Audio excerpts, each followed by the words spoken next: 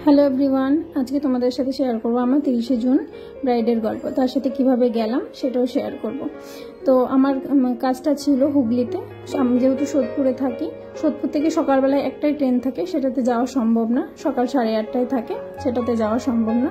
তো আমি যদি ওই পার হয়ে কোন্নগর থেকে যাই তাহলে সেখান থেকে অ্যাভেলেবেল ট্রেন থাকে, কোনো প্রবলেম হবে না। তো দেখতেই পাচ্ছ আমি ব্যাগপত্র নিয়ে লঞ্চের দিকে পানিহাটি ঘাট থেকে লঞ্চ পার হওয়ার জন্য চলে গেছি। যেহেতু আমি পানিহাটি ঘাটের কাছাকাছি থাকি, তো এখান থেকেই আমার সুবিধা হয়। যারা সোদপুরে থাকো তাদেরও এটাই সুবিধা হবে। তোমাদের যদি হুগলিতে ডিস্ট্রিক্টে কোনো কাজ পড়ে তোমরা এইভাবেই দিও, তাতে তোমাদের বেশি খাটতে হয়তো ভেঙে ভেঙে যেতে হবে, কিন্তু কষ্ট হবে না, সঙ্গে সঙ্গে ট্রেন পেয়ে যাবে। তো দেখতেই পাচ্ছ আমি লঞ্চে উঠে গেছি, চলে গেছি কোন্নগরে।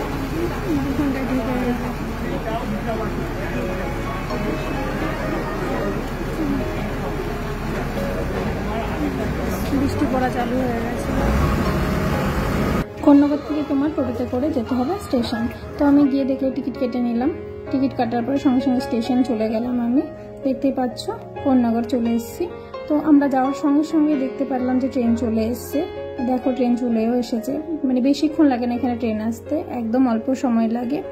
ধরতে গেলে 10 মিনিটের মধ্যে ট্রেন চলে আসে। তো আমি যাচ্ছি, যেতে যেতে হঠাৎ করে দেখি খুব জোর বৃষ্টি। সে কি বৃষ্টি আমি আর বুঝতে পারছিলাম না। সেখানে মানে যেই সিটে বসেছি সেই সিট আমাকে ছাড়তে হলো। তো সেখান থেকে আমরা অটো ধরলাম, অটোতে করে আবার পৌঁছে গেলাম বিয়েবাড়ির কাছে। তো সেখানে গিয়ে অপেক্ষা করার পর দেখলাম কতজন মহিলা এসেছে আমাকে নিতে। মহিলা না, সুন্দরী কন্যারা সব আমাদের নিতে এসেছে। আমি একদম বিয়েবাড়ির কাছেই দাঁড়িয়েছিলাম। তো দেখতেই পাচ্ছ বিয়েবাড়িটা কত সুন্দর করে সাজিয়েছে। তো আমরা আর ভিতরে তখন ঢুকিনি, আমি ওর বাড়িতে যাচ্ছিলাম সাজাতে।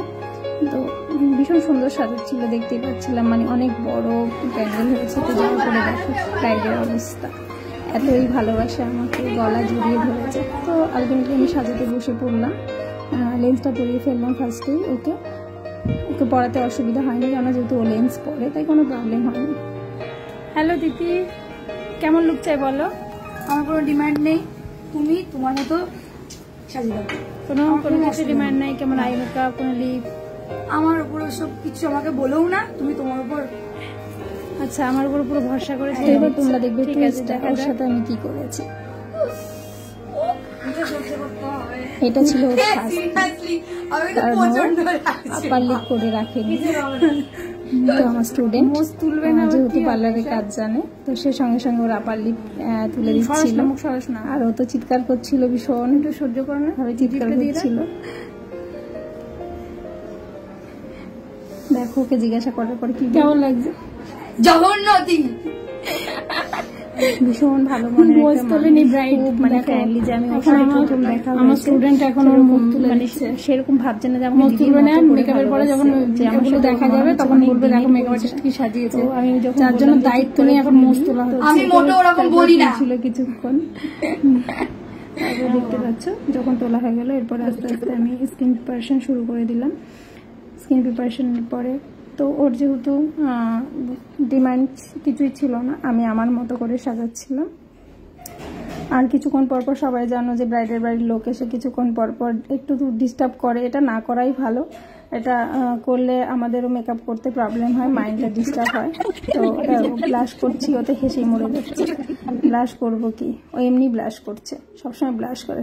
তো দেখো সাজটা কমপ্লিট হয়ে গেল, ফাইনাল লুক। তোমরা দেখে জানিও কেমন হয়েছে। আর ভীষণ মিষ্টি, ভীষণ মিশুকে, সবার সাথে মিশে সবার সাথে কথা বলে, তার জন্য ওকে বেশি মিষ্টি লাগছিল।